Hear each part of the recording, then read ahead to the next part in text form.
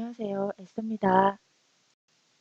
제가 요즘 며칠 영상을 올리지 못했는데요.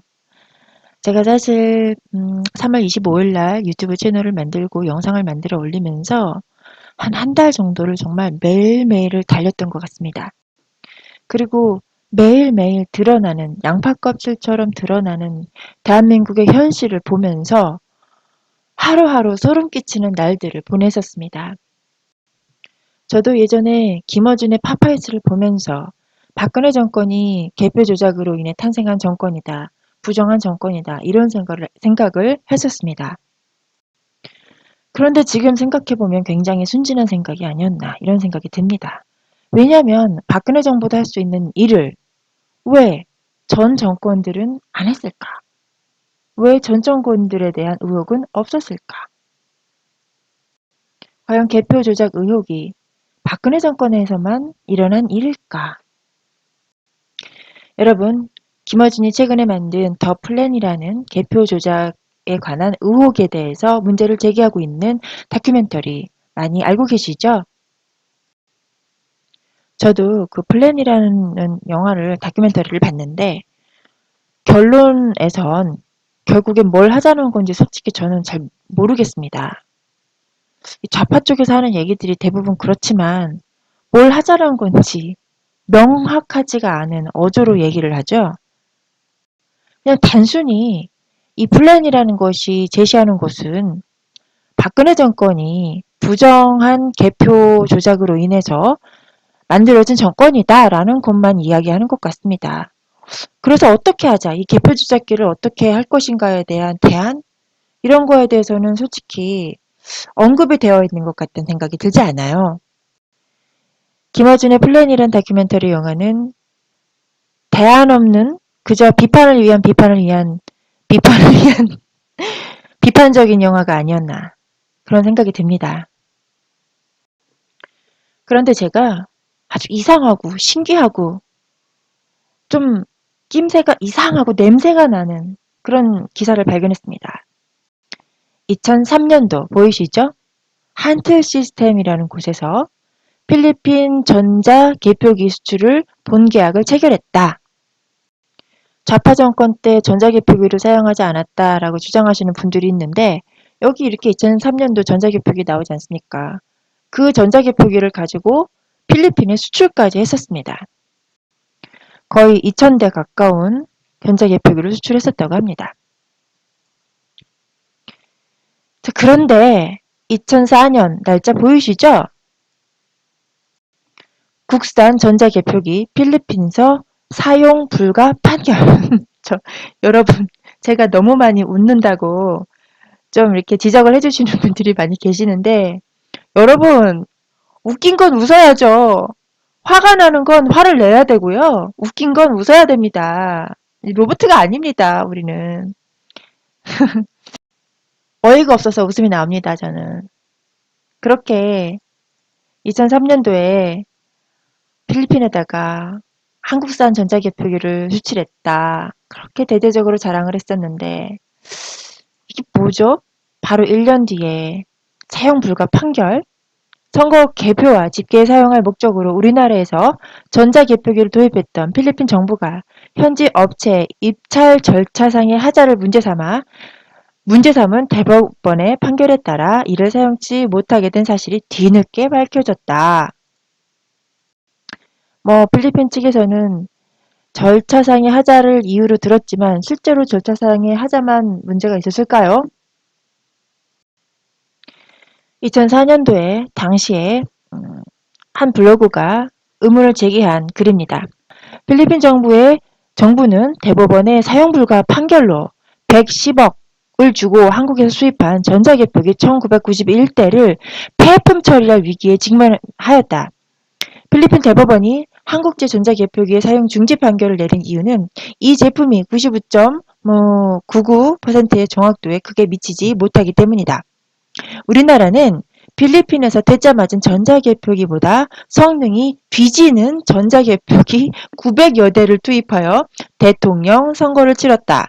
오차가 5에서 7%나 발생하는 엉터리 기계를 사용하여 개표 비리를 저질러 대통령 당선을 바꿔치기 하지 않았나 의심을 받고 있고, 이를 토대로 대통령 선거 무효 소송이 진행되고 있다. 이런 기계를 사용하여 투표지에 일련 번호도 매기지 않았다.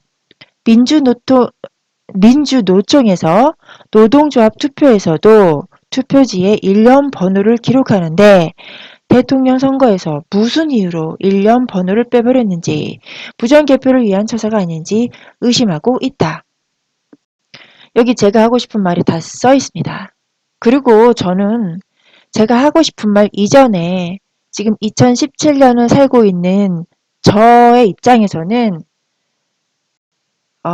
노무현 대통령 정권이 등장하는 당시에 이런 부정개표 의혹이 있었다는 사실조차도 저는 몰랐습니다. 의혹이라는 것은 어느 정권에나 있기 마련입니다. 왜냐하면 승복하지 못한 자들이 억지를 부리는 경우도 있기 때문이죠. 그러나 왜 우리나라 선거는 선거가 치러질 때마다 매번 선거 조작 의혹이 이런 식으로 불거지는 것인가? 더 나아가서 왜 좌파 정권이 등장했을 때 부정개표 조작 의혹보다 보수 정권이 등장했을 때 부정개표 조작이 더 크게 확대 재생산되는 것인가? 저는 그것에 지금 의미를 부여하고 싶습니다. 왜 제가 모를 정도로 좌파 정권의 부정개표 조작 의혹과 보수 정권에 대한 부정개표 조작 의혹이 이렇게 차이가 나도록 다른 사람들에게 인식이 되어 있을까라는 점이 굉장히 지금 저는 충격적이고 소름 끼치고요. 물론 제가 과거에 좌파 정권, 아까 좌파 언론들만 봤었던 이유가, 그런 이유가 있을 거라고도 생각이 듭니다. 그렇다 하더라도 언론이란 곳은 최소한의 기본적인 상식과 양심으로 돌아갈 것이라고 기대를 가졌던 제가 너무 순진하고 순수했던 것일까요? 저는 이 필리핀, 이 기사만으로 지금 굉장한 충격을 받았습니다. 이렇게 필리핀에서 폐기 처리한 한국산 전자개표기를 가지고, 그것보다 성능이 더 안 좋은 것을 가지고 노무현 정권이 탄생했을 때 그런 개표기를 가지고 개표를 했었다라는 사실이 굉장히 지금 기분이 불쾌하고 꺼림직합니다. 자, 보십시오. 이 노무현 대통령 재임 2003년도죠. 우리나라가 필리핀에 전자개표기를 수출했던 게 2003년이고요. 또 필리핀에서 한국산 전자개표기를 전량 폐기한 것이 2004년도입니다. 자, 그러면 2003년도에 노무현 대통령 당선 직후에 어떤 일이 있었을까요? 뉴스 기사로 확인해 보겠습니다. 여러분 보십시오. 2003년도 10월달 기사입니다. 연합뉴스죠. 대선 전자개표기 납품비리 전면 수사. 전자개표기 사업비리에 대한 검찰 수사가 본격화됨에 따라 전자개표기 성능에 대한 수사로 확대될 경우 대선 자체에 대한 정당성 문제로 비화될 가능성이 있다. 그래서 재신임 전국과 맞물려 적잖은 파장이 예상되고 있다. 지금 이 검찰 수사가 단순한 전자개표기 사업 비리로 끝날 것이냐, 아니면 성능에 대한 수사, 즉 이 전자개표기가 제대로 개표를 했느냐 아니냐, 이거는 다른 문제가 되는 거죠. 단순한 사업 비리에서 끝날 경우에는 이 노무현 대통령의 당선에 대한 정당성에 문제가 전혀 없습니다. 그런데 전자개표기 성능이 오차가 크다라고 한다면 이건 충분히 어떤 의도를 갖고 이 전자개표기를 개표에 투입했다라고 볼 수밖에 없는 심증적인 증거가 확보되는 것이기 때문에 전자개표기 성능에 대한 수사를 확대하는 것은 또 다른 정치적인 문제라고 생각을 합니다. 그래서 당시에 개표기 관련해서 선관위 직원, 오늘 영장, 이런 기사들이 보도되었고요. 굉장히 급물살을 타는 듯한 그런 그 분위기가 있었습니다. 그래서 이때 당시에 검찰이 납품비리 고위 공무원 수사 확대 2003년 보이시죠? 선관위 기술 자문위 위원 모두에 혐의 두고 있다. 검찰 관계자가 이렇게 말했습니다. 이 기술 자문위에 모두의 혐의를 두고 있다는 것은 전자개표기의 성능을 조사하겠다라는 뜻이죠. 자, 전자개표기의 성능이 떨어지는 것을 의도적으로 사용했다라고 한다면 자, 어떠한 결과를 유추해낼 수 있을까요? 성능에 문제점이 있는 의혹점이 있는 개표기를 가지고 개표를 했을 때 대통령으로 당선된 사람이 누구다? 제16대 대통령 이분이다. 이분입니다. 이분. 사실 김대중 대통령 때도 의혹이 있었다고 합니다. 그런데 이때는 인터넷이 그렇게 발달되지 않은 시기라 자료를 찾기가 어려웠는데요. 이때 노무현 대통령 때는 인터넷에 자료가 이렇게 많이 기사로 남아 있었기 때문에 제가 이렇게 흔적을 찾아서 여러분들에게 보여드릴 수 있는 겁니다. 2016년 7월달 작년에 쓴 글인데 그냥 뭐 머리를 쓰지 않고 단순 비교만 해볼게요. 단순 비교만. 자, 노무현 대통령 때 전자개표 개수가 930대고요. 박근혜 대통령 때 1392대 엄청 많이 도입이 됐습니다. 거의 한 400대 이상 더 추가로 도입이 돼서 개표를 했었습니다. 그런데 이상한 것이 개표 기수가 훨씬 많은데도 불구하고 노무현 대통령 때 개표 시간이 1시간 이상, 거의 1시간 이상 짧았습니다. 그렇죠? 박근혜 대통령 때, 이명박 대통령 때 4시간 51분, 거의 5시간 가까이 했고요. 여기는 4시간 가까이 했습니다. 그리고 유관 확인 실시 안 했다고 합니다. 그죠? 그리고 백매 묶음 실시 안 하고요. 개표 창간 불능.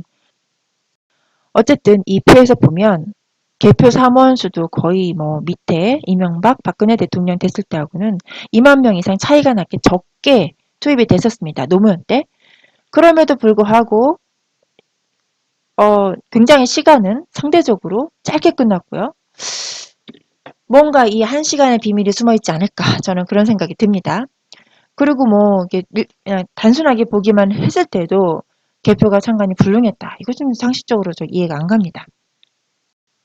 이렇게 제가 올해 2017년 지난 한 달간 온몸에 피가 거꾸로 솟고 세포 하나하나가 막 이 배신감에 내가 이 좌파 언론과 정치인들에게 속았다라는 그 배신감에 선동되었다라는 자괴감에 그런 힘겨운 자신과의 시간을 거치면서 제 스스로 이건 아니다라는 생각이 들어서 뉴스를 직접 검색해보고 찾아보게 되었습니다. 그래서 이렇게 과거를 조사하고 과거에 있었던 일들을 알아보니까 왜 좌파 언론, 좌파 정치인들이 개표 조작에 대해서 이야기하고 이렇게 선동을 하고 있는 것인가? 왜 박근혜 대통령의 당선을 부정하다고 주장하고 있고 왜 그것을 플랜이라고 이야기를 하고 있는 것인가? 그러한 의문점에 저는 답을 찾을 수 있었습니다. 이들은 자신들의 플랜, 과거에 자신들이 저질렀던 플랜을 또 다른 플랜으로 덮고 싶은 것입니다. 여러분, 선거관리위원회가 대한민국의 전체적인 선거를 관리하고 있는 거 알고 계시죠? 그런데 2003년도에 선거관리위원회 기술자문위가 혐의를 받고 있었습니다. 전자개표기의 어떤 문제점에 대해서 알고도 고의적으로 악의적으로 이 전자개표기를 선거 개표에 투입한 게 아니냐 이런 의혹이었죠. 그러면 이 선관이라는 것이 어떠한 행정 처리를 해왔는가를 알아본다면 얘네들의 성격을 알 수가 있겠죠. 왜냐하면 부정 개표의 플랜이 있었다라면 그 실무자의 역할을 한 것이 바로 선관위이기 때문입니다. 제가 조사를 해봤더니 이런 글이 있었습니다. 종북 좌익 야권만 도와주는 서울선관위? 이게 무슨 말이지? 선관위라는 것은 기본적으로 공정한 선거를 위해 존재하는 그런 행정부, 정부 기관 아닌가? 저는 그런 생각을 하고 있었습니다. 그런데 왜 선관위가 이렇게 공정하지 못하다라는 문제 제기를 받는 것일까요? 서울 선관위는 주민투표에서 종북 좌파 야권만을 도와주고 있다. 선거 때면 되면 선거법 위반의 경고장을 남발하여 보수 농객들을 위축시켰다. 선거를 독려해도 선거 위반, 선거법 위반 선거 불참 운동을 해도 선거법 위반이라면서 지금은 선거 독려 행위만 불법이라고 단속을 하고 있다. 이게 무슨 말이냐면요. 사람들에게 투표하러 갑시다 이런 문자를 보내는 것도 선거법 위반이라는 것입니다. 아우, 저 지금 이거 처음 알았습니다. 어떻게 투표하러 갑시다 이거 문자 보내는 게 왜 이 선거권 우리나라 지금 선거를 통해 민주적으로 이 정치가 되는 나라인데 선거하자고 얘기하는 게 왜 선거법 위반일까요? 저는 지금 이 분의 글을 읽지 않았다면 정관이가 이렇게 이상한 선거를, 이거 여러분 제가 무슨 말 하는지 이해하시죠? 진짜 이거 이상합니다. 이거 우리나라 선관위 맞나요? 여권과 투표하세요를 외치는 분들에게는 잘도 선거법 위반이라 칼을 휘두르면서 공정해야 할 선관위가 야권에 대해서는 선거법 위반을 한 번도 경고하지 않는지 정말 아이러니하다. 그런데 여기서 재미있는 사실을 알았습니다. 선관위 지금 99%가 공무원 노조였다? 이건 또 뭐죠? 아니, 선관위 같은 그런 조직 같은 경우는 정치적인 중립성을 가장 기본적인 핵심 기준으로 삼아야 되는 곳인데 그곳의 직원의 99%가 공무원 노조였다. 와, 대한민국이 지금 이렇게 돌아가고 있었군요. 제가 이러니 지난 며칠간 사실 좀 몸이 안 좋았었는데 정말 저는 요새 이렇게 하루하루 충격적인 날들을 보내고 있는 적이 없었습니다. 여기도 보시겠습니다. 선관위 위원 9명 중 6명이 좌익성향을 갖고 있고 선관위 직원의 70%가 전국 공무원 노조 소속이다. 전국 공무원 노조는 일반 노조와 달리 강성 노조이며 민주노동당의 창당 주체 세력이다. 네? 참나 이거 어떡하면 좋아. 여러분 이거 어떡하면 좋아요. 어떻게 해야 돼요 지금. 선관위 직원이. 나라에 와 어떡하면 좋아요. 민노당은 해체됐지 않습니까? 해산된 그런 곳 아닙니까? 통진당이군요. 제 눈에는 뭐 민노당이나 통진당이나 뭐 도찐개찐입니다. 여러분.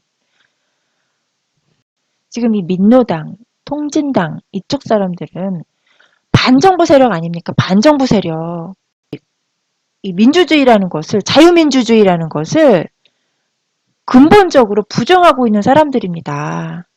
이 자유민주주의, 자본주의와 자유민주주의 체제 속에서 혜택을 누릴 건 다 누리고 살면서 그렇게 이중적인 잣대를 갖고 있는 사람들입니다. 이 사람들이 지금. 어떻게 하면 좋을까요? 지금 우리나라 어떻게 해야 됩니까, 여러분? 정말. 그래서 2009년도에 선관위 노조가 민노총에 가입했다라는 것은 정치적 중립성을 흔드는 그런 것이다라고 해서 이렇게 문제 제기가 있었습니다. 선관위의 별도 규칙에 특정 정당이나 정치단체를 지지하거나 반대하는 것을 금지하고 있는데도 불구하고 선관위 노조원의 절대 다수가 민노총 소속으로 활동하면서 정치적 편파성을 띨 수밖에 없게 된다라고 지적했다고 합니다. 선관위 6급 이하 일반직 1803명 가운데 99%인 1786명이 노조에 가입했다.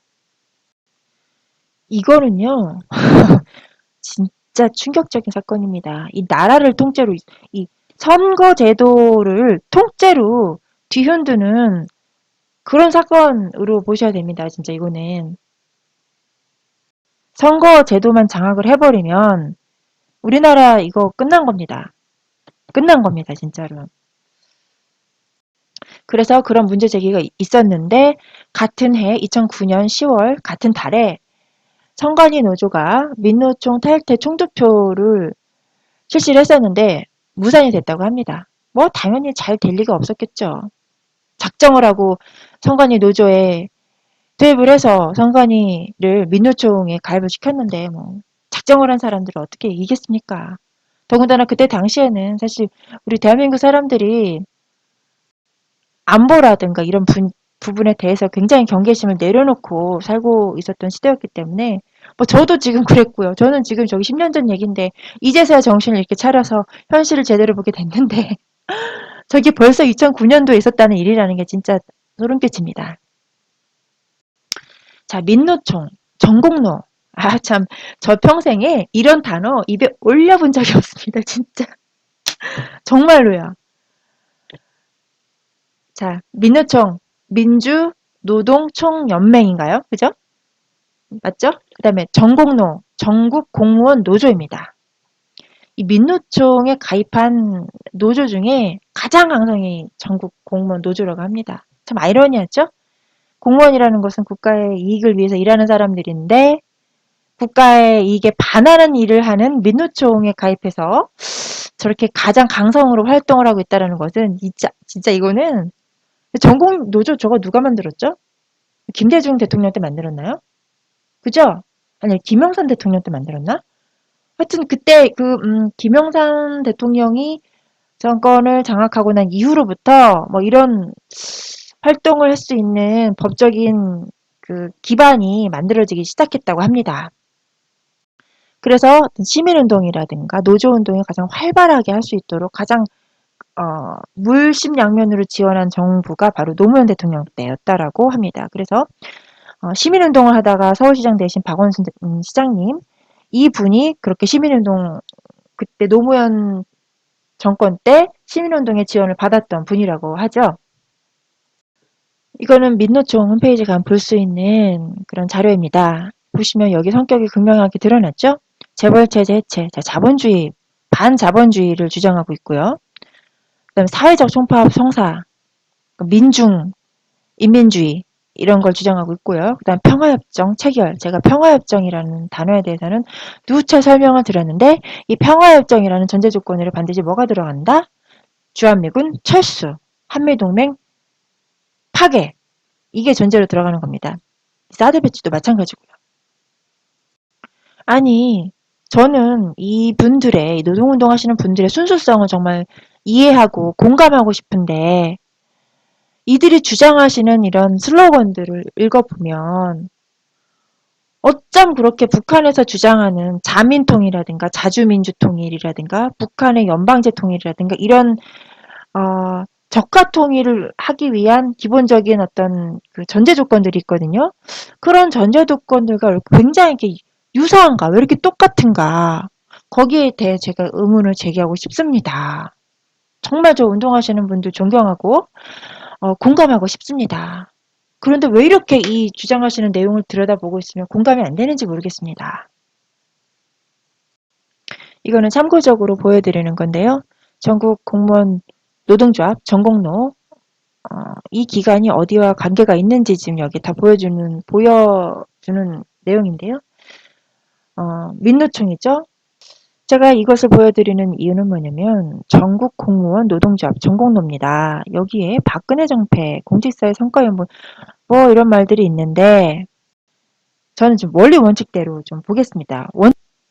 사실 공무원이라는 사람들의 직무는 반정부 운동하는 사람들은 반정부 운동을 해서는 안 됩니다. 개인이 이기 이전에 국가의 대리인으로서 일을 하는 사람들입니다. 그 우선순위가 지금 달라지는 것이죠. 우선순위적으로 봤을 때는 이 공무원들이라고 하는 사람들은 국가의 이익에 반해서 절대 활동하시면 안 됩니다. 그런데 이렇게 노동조합을 만들어가지고 국가 이익에 반하는 반정부적인 운동을 하는데 이렇게 동참하신다. 이거는 자기의 직분을 망각하는 행위라고 생각합니다. 그리고 이거 원리 원칙에도 맞지 않고요. 저는 그렇게 생각합니다. 갑자기 얼마 전에 9시 뉴스에 이런 게 나왔죠. 선관위가 어떤 규정이 바뀌었다라는 게 나왔습니다. 그래서 뭐가 바뀌었나 하고 알아봤더니 옛날에 안 됐던 거를 왜 갑자기 지금 이 시점에서 바꾸는 거지? 궁금하지 않을 수가 없었습니다. 자, 여러분 이 내용 아시죠? 아는 분도 계실 거고 모르는 분들도 계실 건데 2016년 바로 작년입니다. 작년에 우리 총선 있었죠? 그때까지만 해도 유권자가 엄지척이라든가 V자, 이렇게 1번, 2번 이런 것들을 상징하는 그런 사진을 올리면 처벌 대상이었습니다. 선거법으로요. 그런데 아래 뉴스 보시겠습니다. 2017년이죠. 올해에는 자 이게 뉴스 기사가 4월 25일 나왔습니다. 이틀 전에 나온 기사입니다. 엄지척 1번, V 2번, 인증샷 이번 대선엔 OK. 아무리 선관위가 법정기관이라고 해도 아니 좀 규정이 뭔가 취지가 분명하고 규정이 일관성 있게 적용이 돼야죠. 그 국민의 한 사람으로서 봤을 때 이 사람들이 하는 지금 이 행정이 이해가 되세요? 일관성이 느껴지세요? 그리고 취지가 느껴지세요? 이렇게 2016년까지 엄지척, V자 하지 말라는 것도 솔직히 이해가 안 되지만 이렇게 갑자기 2017년 갑자기 대선 며칠 앞두고 일주일 앞두고 2주일 앞두고 갑자기 바꾼 것도 진짜 이해가 안 됩니다. 이상하고요. 도대체 취지가 뭘까요? 기분 탓인가요? 선거관리위원회 직원들의 기분에 맞게 바뀌는 건가요? 이게? 게다가 또 있습니다. 2017년 4월 18일 기사입니다. 대선 개표 부르기 알렙 안철수 후보가 있는 거기죠. 그 만든 그 백신이죠. V3 백신 사용, 부정 개표 조작 우려. 알렙의 V3 백신을 시급히 교체하여 대선 관리에 한 점의 의혹도 남겨선 안 된다. 맞는 말이죠. 중앙선관위에서 우리나라 선거 개표 시스템 투표지 분류기가 현재 알렙의 V3 백신을 사용하고 있다. 확인됐다고 합니다. 이 선관위의 행정에 이중잣대에 대한 논란이 있습니다. 제가 대표적인 사례 하나씩만 보여드리도록 하겠습니다. 자, 여러분 보시죠. 2017년 3월 6일이네요. 선관위에서 문재인 이재명 북정치인이라고 쓰여있는 위키백과의 허위 게시자를 고발했다고 합니다. 지금 이때가 선거 기간이었나요? 선거 기간도 아닌데 지금 이렇게 할 수 있는 건지. 그리고 하여튼 저는 그냥 그래요. 열심히 선관위가 열심히 일을 하고 있다. 뭐 그렇게 생각을 했었을 텐데 올해는 좀 많이 달라졌습니다. 제가 저번에도 말씀드렸지만 최순실이 최서원으로 바꿨다고 다른 사람 아니지 않습니까? 정유라가 정유현으로 정유현에서 정유라를 바꿨다고 이게 이 두 사람이 아니지 않습니까? 한 사람이지 않습니까? 마찬가지입니다. 이들이 주장하는 정치적인 프로파간다가 정치적인 안건들이 북한에서 주장하는 것과 똑같다고 한다면 우리로서는 제3자인 국민으로서는 저 사람도 저기 공산당 아니야? 북한 사람 아니야? 이렇게 얘기할 수 있는 겁니다. 어쨌든 이렇게 좌파의 대표적인 인물들에 대해선 선관위가 굉장히 우호적으로 행정 처리를 하고 있습니다. 자, 그런데 여기 보시면 선관위 홍준표에게 경고, 선거운동성 발언하지 말아라.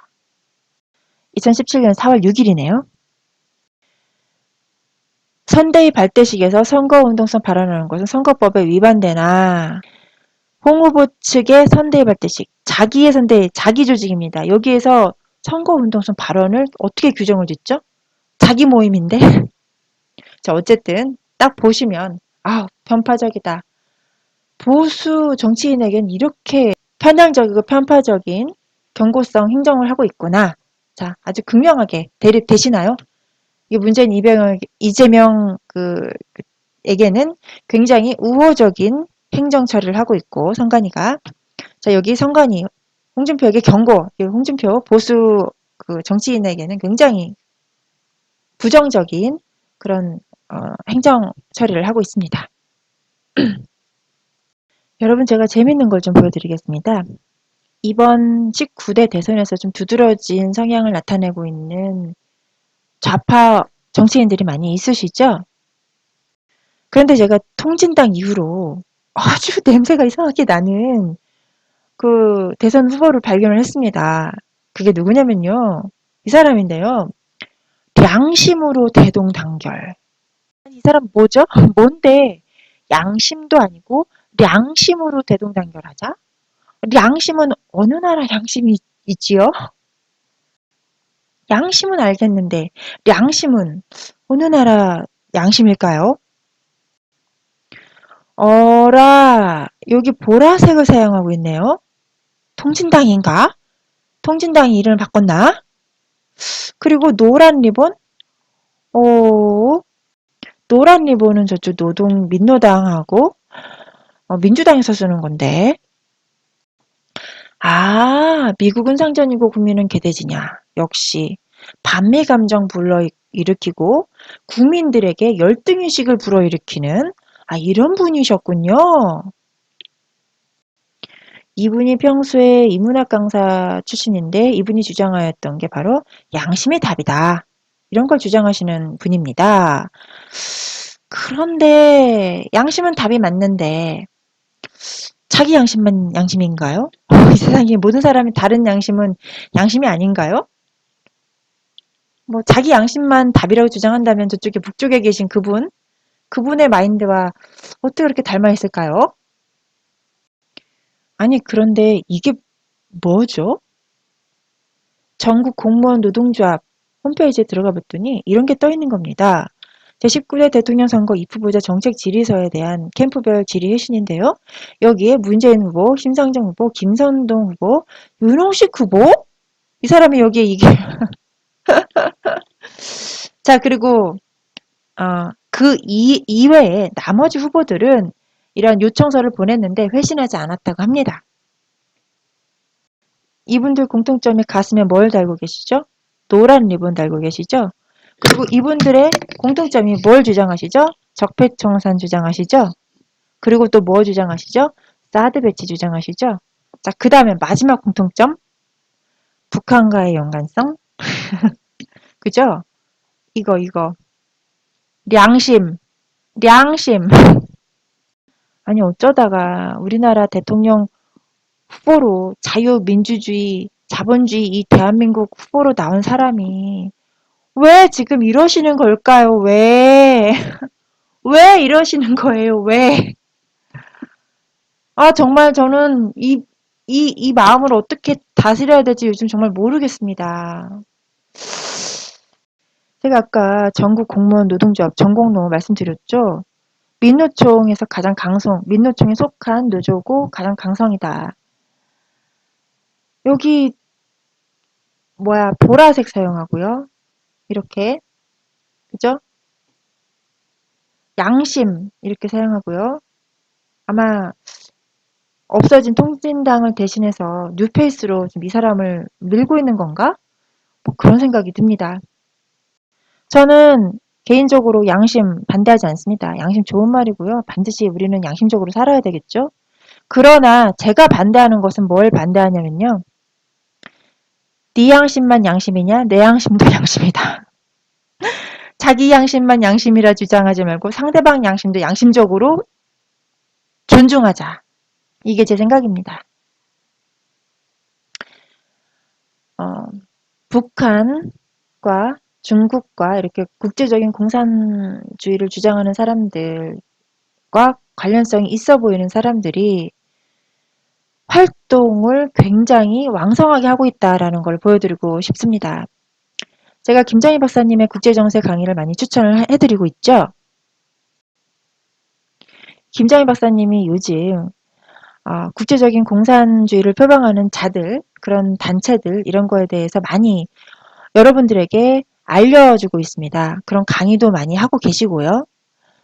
그런 활동을 하고 계시는데 이분이 운영하고 계시는 유튜브 채널에 들어가 보면 이렇게 여러분, 여러분 이거 너무 안쓰럽고 마음 아프고 웃기고 슬프고 굉장히 복잡한 감정이 드시죠? 조선인민군 1138 1111 여러분 이런 사람들이 이제는 대놓고 이렇게 활동하고 있습니다, 지금. 여기 보십시오.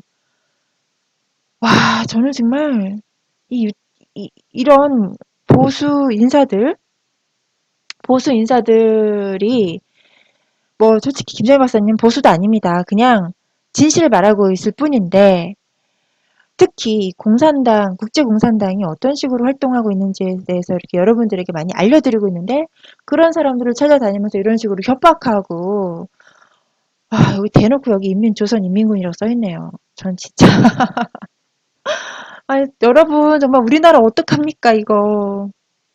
우리나라가 아무리 자유민주주의 국가라고 할지라도 여러분 우리나라 자유민주주의지만 공산주의 국가 아닙니다. 어우 그런데 이렇게 버젓이 이런 사람들이 활동을 하고 있다라는 게 정말 마음이 참 무겁고 무겁습니다. 여러분 이용범 박사님 아시죠? 이분이 대한민국의 고대사에 대해서 아시아 이상주의라는 책을 써가지고 2016년 작년도에 한국에 오셔서 강연도 많이 하시고 굉장히 고대사에 그 센세이션한 바람을 일으키셨던 분입니다. 오바마 정부의 키친 내각이었고 또 이분이 연구하신 대한민국 우리 고대사에 대한 연구를 오바마 대통령에게 알려주면서 오바마 대통령이 동아시아에 대한 전략을 세울 때 도움을 주었다. 뭐 이렇게 해서 되게 유명해지신 분이 바로 이용범 박사님입니다. 그런데 이 이용범 박사 이분이 지난달이죠. 3월 26일 날 미국의 자택에서 실족사로 계단에서 넘어져서 돌아가셨다고 합니다. 저도 이분의 부고 소식을 듣고 마음이 굉장히 편치 않았었습니다. 그런데 제가 전자개표 관련해 가지고 자료를 찾던 중에 이런 내용을 발견하게 됐습니다. 옆에 보시면 여기 이용범 박사님 보이시죠? 이분이 이용범 박사님인데 이분이 세계평화전략회의 소장이었고 이 연설을 통해 어떤 말씀을 하셨냐면 김대중 노무현 정권은 민주주의를 위장한 살인마들과 거래하고 있다라고 비난했다.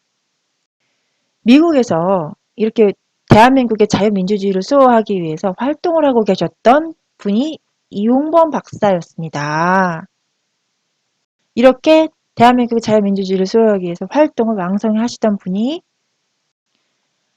3월 26일 갑자기 돌아가셨다. 그것도 3월달 같은 경우는 한반도의 전운이 막 엄청나게 몰았을 때였죠. 자, 그런데 이렇게 김정희 박사 그 유튜브 채널에 와서 조선인민군이라는 이름으로 이렇게 악성 댓글을 달고 있는 이 사람들. 자, 여러분. 자, 퍼즐은 여러분들이 맞추세요. 저는 더 이상 얘기하고 싶지 않습니다. 지금 이게 바로 대한민국 자유민주주의, 대한민국의 지금 현실이고 이 순간 일어나고 있는 일들이 충격적인 일들입니다. 왜냐하면 이렇게 플랜을 자기들이 세운 플랜을 또 다른 플랜으로 덮으려고 하고 있기 때문이죠. 자, 지금 이들은 박근혜 정권의 플랜을 비판을 하면서 우리 대한민국의 국민들의 시선을 다른 쪽으로 돌리고 있습니다. 우리 대한민국의 시선이 다른 쪽으로, 대한민국 국민들의 시선이 다른 쪽으로 돌아간 사이에 저들의 플랜은 어떻게, 무엇이, 얼마나 진행되고 있을까요? 여러분, 플랜은 플랜으로 덮을 수 있습니다.